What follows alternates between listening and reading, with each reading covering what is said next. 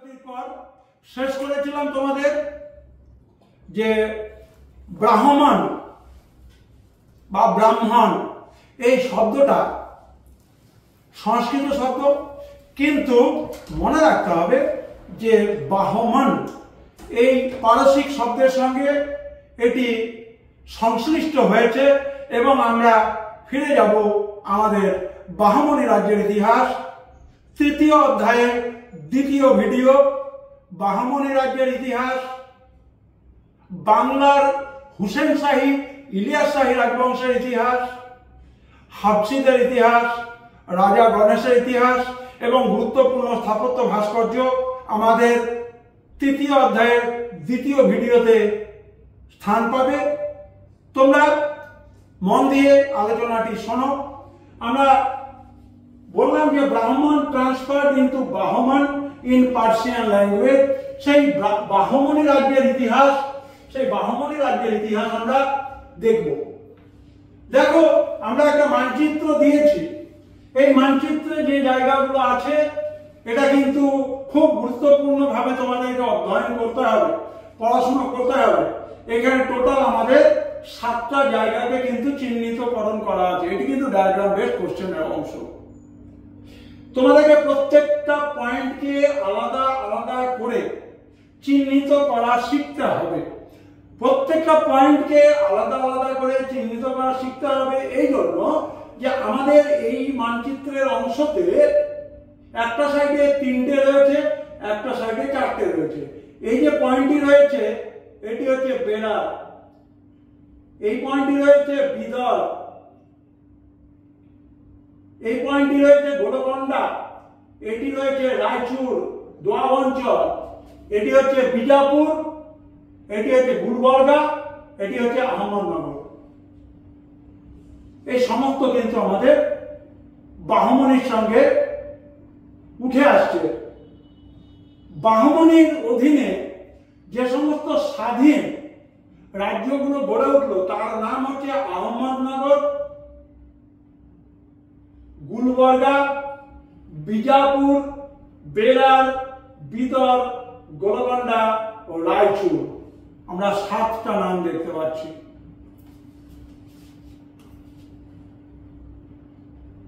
বাহমনি যে প্রশাসন, দেখো এখানে একটি কয়েনের ছবি রয়েছে। অবশ্যই মনে রাখতে হবে এটি বাহমনি যে রাজ্য, সেই বাহমনি রাজ্যের প্রচলিত মুদ্রা। তোমাদেরকে একেবারে ধারণা স্বচ্ছ করে দেওয়ার জন্য ডায়াগ্রাম বেসড কোশ্চেন কত ধরনের হতে পারে সেটিকে পরিষ্কার করে তোমাদের তুলে ধরার জন্য আমি কিন্তু এখানে এই কয়েনগুলোর ছবিও কিন্তু তুলে ধরেছি। বাহমনি যে প্রশাসন, সেই বাহমনি প্রশাসন ছিল 7টে স্তরে বিভক্ত। কি কি নাম ছিল? হকির-ই সুলতান, ওয়াজির-ই-কুল, আমির-ই-জুমলা, ওয়াজির আশরাফ, সদর-ই-কোতওয়াল, তরফদার, জাহান। আলোচনা করা যেতে পারে একটি শব্দ নিয়ে, কোতওয়াল। কোতওয়াল আমাদের মুসলিম শাসন ব্যবস্থার সঙ্গে কোতওয়াল বা কোতোয়ালি শব্দটা যুক্ত, যেখানে বিচার প্রক্রিয়া হতো, যেখানে অপরাধী বা অভিযুক্তের বিচার কাজ চলত, সেই জায়গার নাম কোতোয়ালি। যিনি দায়িত্বভার সামলাতেন তার নাম কোতোয়াল। তরফ মানে হচ্ছে ছোট ছোট জায়গা, ছোট ছোট অঞ্চল। প্রাদেশিক শাসনের একটি গুরুত্বপূর্ণ অংশ এবং এই শাসন যারা দেখভাল করতেন তাদেরকে বলা হতো তরফদার। আমরা ব্যাখ্যা দিয়ে দিয়েছি এখানে যে 7টি স্তর বিশিষ্ট বাহমনির প্রশাসন। নায়েব সুলতান দিল্লি সুলতানের, তার অধীনে প্রধানমন্ত্রী, অর্থ দপ্তরের উপ সচিব বা আধিকারিক, বিভিন্ন ধরনের বৈদেশিক এবং রাজ পরিবারের বিষয়, বিচার এবং দাতব্য সংক্রান্ত বিষয়, পুলিশ বিভাগ যার সঙ্গে কোতোয়ালি শব্দটা যুক্ত, প্রভিন্সিয়াল অ্যাডমিনিস্ট্রেশন অর্থাৎ প্রাদেশিক যে প্রশাসন ব্যবস্থা তার সঙ্গে যুক্ত নাম হচ্ছে তরফদার। তোমরা এই তরফদার শব্দের সঙ্গে দফাদার শব্দটি একটি আলোচনা পাবে। দফা মানে হচ্ছে বিভিন্ন ধারা। কোনো ব্যক্তি অপরাধ করেছে, দোষী সাব্যস্ত হয়েছে, সেই অপরাধী বা দোষী ব্যক্তির কি ধরনের শাস্তি হবে তার জন্য যে বিধান তাকে বলা হয় দফা। যিনি এই বিধান দিতেন তার নাম দফাদার। আমরা বাহমনি রাজ্যর যে আনুমানিক সময়সীমা 1347 থেকে 1538, সেখানে আমরা নামগুলো তুলে ধরেছি। 1347 থেকে 1358 আলাউদ্দিন বাহমান শাহ, যার নামে বাহমনি রাজ্যের নাম। 1358 থেকে 1375 বা 77 মোহাম্মদ শাহ প্রথম। 1397 থেকে 1422 তাজউদ্দিন ফিরোজ শাহ। 1435 থেকে 1457 আলাউদ্দিন আহমদ শাহ। 1457 থেকে 1461 হুমায়ুন শাহ। 1482 থেকে 1518 মাহমুদ শাহ। সুতরাং তোমাদেরকে এইভাবে ক্রোনোলজি অনুসরণ করে যে সমস্ত রাজাদের নাম বলা হলো সেই সমস্ত বিষয়গুলোকে কিন্তু নজরে রেখে পড়াশোনা করতে হবে। এবারে আমরা ফিরে আসছি আমাদের বাংলার ইতিহাস। হুসেন শাহ, ইলিয়াস শাহের ইতিহাস, এর মাঝখানে হাবশিদের ইতিহাস। হুসেন শাহ রাজবংশের প্রথম অংশ, দ্বিতীয় অংশ অর্থাৎ আর্লি হুসেন শাহী, ল্যাটার হুসেন শাহী, এবং রাজা গণেশের রাজত্বকাল এবং এই সময় বিভিন্ন ধরনের স্থাপত্য ভাস্কর্য এবং তার ছবি এবং তার নাম। দেখো, আমরা বাংলার ইতিহাসে ইলিয়াস শাহী রাজবংশ 1342 থেকে 1415, হুসেন শাহী রাজবংশ 1493 থেকে 1538। এবারে হুসেন শাহী রাজবংশের প্রথম অংশ বা পূর্ব অংশ, পরের অংশ রাজা গণেশ এবং তার যারা রাজা গণেশের যে বংশ তার ইতিহাস জানবো 1415 থেকে 1442। এবারে হুসেন শাহী রাজবংশ, সেই হুসেন শাহী রাজবংশে আমরা নাম পাচ্ছি আলাউদ্দিন হুসেন শাহ 1493 থেকে 1519, নসরত শাহ 1519 থেকে 1532, গিয়াসউদ্দিন মোহাম্মদ শাহ 1533 থেকে 1538। আমরা একটা উদ্ধৃতি ব্যবহার করছি, ইন্দু বিন্দু বান ধাতা পরিমিত সব সুলতান হুসেন শাহ নিপতি তিলক। ইন্দু মানে হচ্ছে চাঁদ, এক। বিন্দু মানে হচ্ছে শূন্য। বান 5, ধাতা 1। ইন্দু বিন্দু বান ধাতা 1051। ইন্দু বিন্দু বান ধাতা পরিমিত ছক মানে 78 খ্রিস্টাব্দ। সুলতান হুসেন শাহ নিপতি তিলক। আমি এই ছড়াটার মধ্য দিয়ে হুসেন শাহের রাজ্যে দায়িত্বভার গ্রহণের সালটা বলতে চাইছি। তাহলে 1051 তার সঙ্গে 78 যোগ হবে কিভাবে? 1501 প্লাস 78, তাহলে হচ্ছে 1579 খ্রিস্টাব্দে হুসেন শাহ তার রাজবংশের সূচনা করেন বাংলায়। এই ইতিহাসের নাম হচ্ছে হুসেন শাহী রাজবংশের ইতিহাস। আমরা এখানে তালিকার মধ্যে দিয়ে দেখালাম ক্রোনোলজিক্যাল অর্ডারে। এবারে দেখতে পাচ্ছি হাবশিদের শাসন ব্যবস্থা। আমরা সেই হাবশিদের শাসন ব্যবস্থাতে রাজাদের নাম এবং তাদের সময়কাল দেখানোর চেষ্টা করেছি। যাকে বলা হয় শাহজাদা, তার নাম হচ্ছে বারবক শাহ, সময় 1487। সৈফুদ্দিন ফিরোজ শাহ, তার সময়কাল 1487 থেকে 1490। মাহমুদ শাহ, তার সময়কাল 1490 থেকে 1491। শামসুদ্দিন মুজাফফর শাহ 1491 থেকে 1493, অর্থাৎ বাংলার বুকে হাবসি একটা শাসন, হাবসি রাজবংশ, তার ইতিহাস জানতে গেলে আমাদের এই সমস্ত রাজাদের নাম এবং তাদের সময় ক্রোনোলজিক্যাল সিকোয়েন্স অনুযায়ী কিন্তু পড়াশোনা করতে হবে। এবারে আমরা যাচ্ছি ইলিয়াস শাহ রাজবংশের আমলে গুরুত্বপূর্ণ যে সমস্ত স্থাপত্য নিদর্শনগুলো তৈরি হয়েছিল এবং কারা করেছিলেন। হাজিপুর শহর, এই হাজিপুর শহর নির্মাণ করেছিলেন ইলিয়াস শাহ। আদিনা মসজিদ, কোতোয়ালি দরওয়াজা, মোল্লা সিমলা মসজিদ, এটি তৈরি করেছিলেন সিকান্দার শাহ। দাখিল দরওয়াজা তৈরি করেছিলেন বারবক শাহ। দারাজবাড়ি লোটন মসজিদ, চামকাঠি মসজিদ, 22 দরওয়াজা, দারাজবাড়ি মসজিদ, লোটন মসজিদ, চামকাঠি মসজিদ, 22 দরওয়াজা, এটি তৈরি করেছিলেন ইউসুফ শাহ।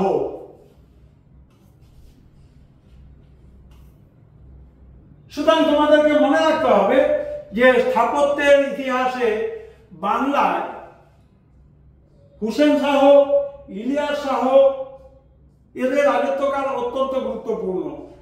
বাংলার বিস্তীর্ণ অঞ্চল ছাড়াও কিছু কিছু নিদর্শন আমরা বাংলার বাইরেও পেয়েছি।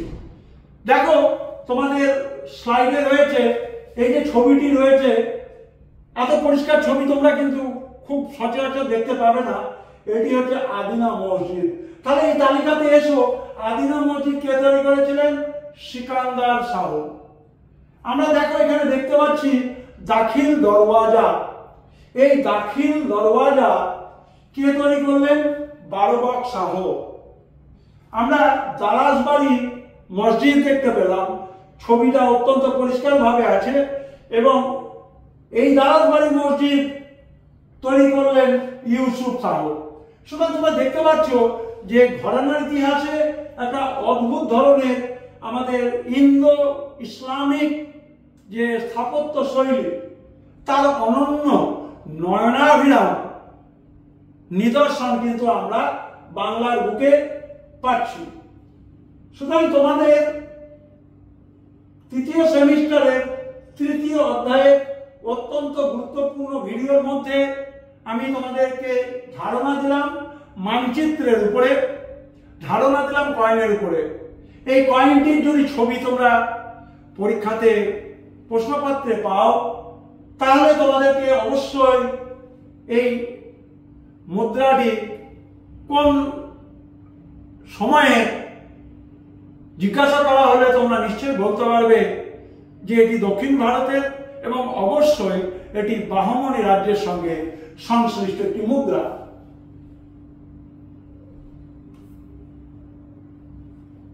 তোমাদের যদি মানচিত্রের উপরে প্রশ্ন থাকে, দেখো এখানে আমরা মানচিত্রের জায়গাগুলোকেও চিহ্নিত করে দিয়েছি। সেক্ষেত্রে তোমাদের মানচিত্র দিয়ে কোনো একটা অঞ্চলে একটি দাগ দেওয়া থাকবে। এগুলো সব বাদ দাও, বাদ দিয়ে কেবলমাত্র এই চিহ্নটি যদি থাকে আর কিছু নেই। প্রশ্নতে যদি থাকে মানচিত্রে চিহ্নিতকৃত স্থানটি হলো the pointed out portion in the map belongs to, এবারে অপশন থাকলো বেরার, বিদর, গোলকন্ডা, রায়চুর।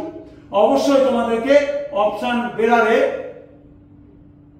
টিক দিতে হবে বা বেরারের অপশন যা হবে এবিসিডির মধ্যে সেটিকে তোমাদেরকে ওভাল করে সেটিং করতে হবে। সুতরাং তোমাদের কাছে এটুকু আমার ধারণা পরিষ্কার হয়েছে যে তোমরা মানচিত্র কিভাবে চিহ্নিতকরণ করতে হয় সেই ধারণা তোমরা পাচ্ছ। তোমরা মুদ্রাগুলোকে কিভাবে আইডেন্টিফাই করতে হবে সে বিষয়ে ধারণা পাচ্ছ এবং সর্বোপরি বিভিন্ন ধরনের যে গুরুত্বপূর্ণ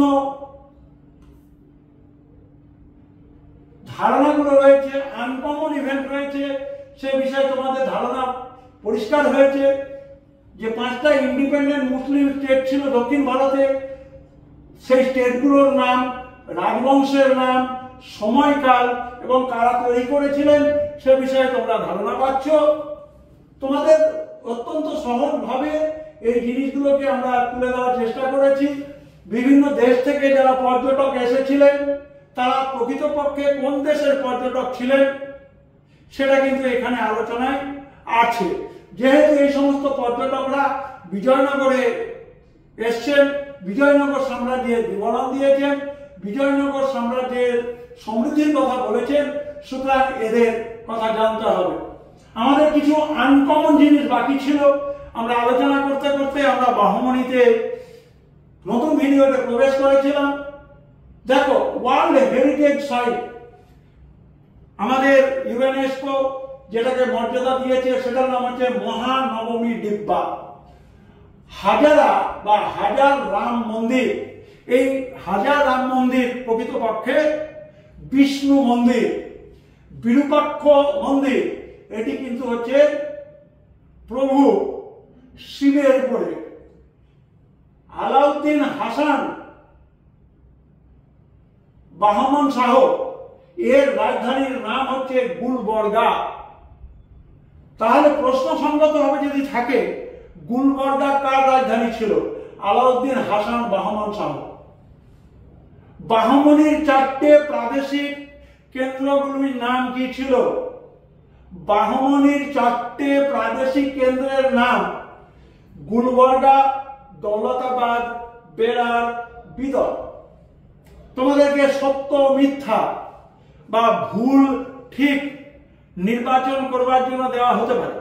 সেক্ষেত্রে এই ধরনের নামগুলো অত্যন্ত প্রাসঙ্গিক এবং এর উপর থেকেই তোমাদের ভুল ঠিক, সঠিক বেঠিক একে নির্ধারণ করতে হবে। ক্যাপিটাল অফ আহমদ শাহ অথবা আহমদ শাহের আরেকটি নাম ছিল আহমদ শাহ ওয়ালি, তার রাজধানী হচ্ছে বিদর। তাহলে দুটো রাজধানী পেলাম, বাহমন শাহের রাজধানী গুলবর্গা, আহমদ শাহ বা আহমদ শাহ ওয়ালির রাজধানী হচ্ছে বিদর। বিদর ডিক্লেয়ার্ড ক্যাপিটাল, বিদরকে কবে রাজধানী হিসেবে ঘোষণা করা হয়? উত্তর হচ্ছে 1425 খ্রিস্টাব্দ। মামুদ গাওয়ান, তার উপাধি কি ছিল? মালিক উত তুজ্জার। মালিক উত তুজ্জার কাকে বলা হয়? মালিক উত তুজ্জার বলা হয় মামুদ গাওয়ানকে। সুতরাং আশা করি তোমাদের জন্য আমাদের উচ্চ মাধ্যমিক শিক্ষা সংসদের স্টুডিও থেকে আজকে যে দুটি ভিডিও, দুটি চ্যাপ্টার এবং 4টি ভিডিও উপস্থাপনা করা হলো তোমাদের কাছে অত্যন্ত প্রয়োজনীয় ভিডিও। কারণ তোমরা আমাদের উচ্চ মাধ্যমিক শিক্ষা সংসদের যে ইউটিউব চ্যানেলে ভিডিওগুলো দেওয়া হয়েছে সেখানে বিভিন্ন বিদ্যালয় থেকে শিক্ষক শিক্ষিকা এবং আমার প্রিয় ছাত্রছাত্রীরা অনুরোধ রেখেছিলেন এবং তোমাদের আবেদনে সাড়া দিয়ে উচ্চ মাধ্যমিক শিক্ষা সংসদ অত্যন্ত তৎপরতার সঙ্গে আমাদেরকে এই দায়িত্বটিকে সম্পূর্ণ করবার জন্য নির্দেশ দিয়েছেন। আজকে তোমাদের জন্য দ্বিতীয় এবং তৃতীয় অধ্যায়ের দুটো, তৃতীয় অধ্যায়ের জন্য দুটো ভিডিও সম্পূর্ণ করা হলো। আশা করি তোমাদের তৃতীয় সেমিস্টারে কাজে লাগে। আগামী দিনে চতুর্থ পঞ্চম ভিডিওর জন্য অপেক্ষা করো। আমার উচ্চ মাধ্যমিক শিক্ষা সংসদের মাননীয় সচিব, সম্পাদক, বিভিন্ন শিক্ষা আধিকারিক এবং আমাদের এই স্টুডিওর সঙ্গে যুক্ত ছিলেন যারা, সবাইকে অনেক অনেক ধন্যবাদ জানিয়ে শেষ করছি। সবাই ভালো থেকো।